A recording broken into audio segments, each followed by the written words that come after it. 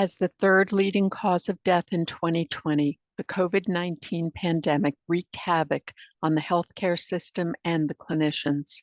For the next few minutes, you will hear select stories from the nurses who spoke with us during this research study.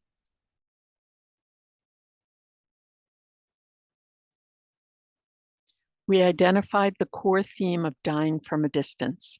Nurses' perceptions of death and dying influence the other themes of feelings, coping, and ethics.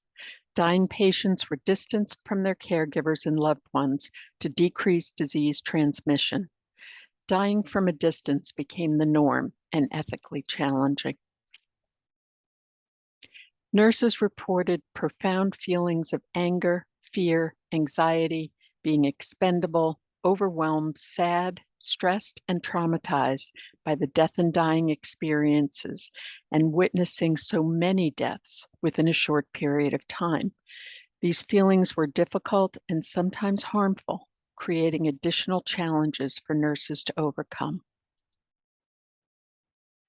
One nurse recalled, "I'm exhausted.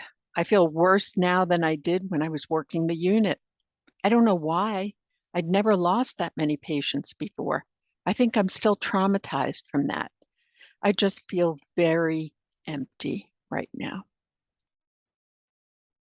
Nurses' experiences with death and dying led to struggles and failures in their coping mechanisms, particularly when hospitals changed visitation policies, preventing visitors and families from attending the death of a loved one. These failures were often associated with negative feelings such as anger, additional stress, crying, and trauma.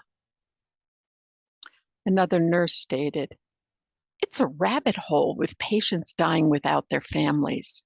No one really wants to talk about that. It's terrible, and we're part of it. You don't want to leave them alone. So now you're in the room.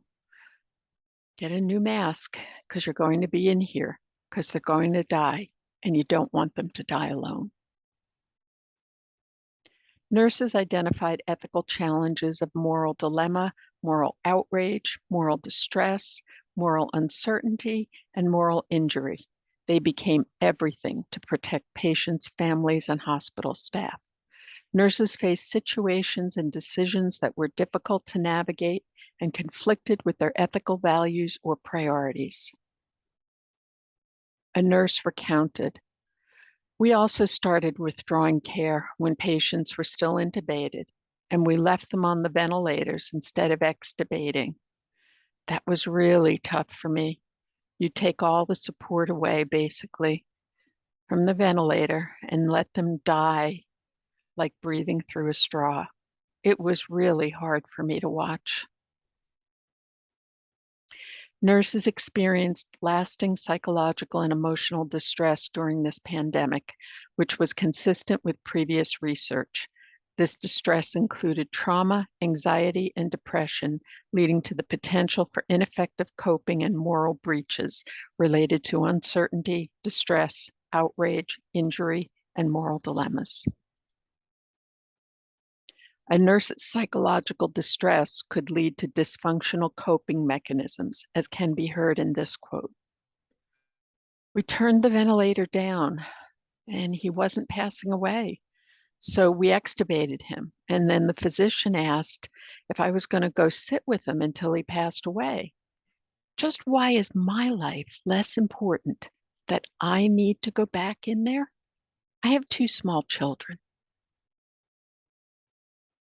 Nurses always cared for dying patients and their families, but during this pandemic, they experienced more than this normal passage of life.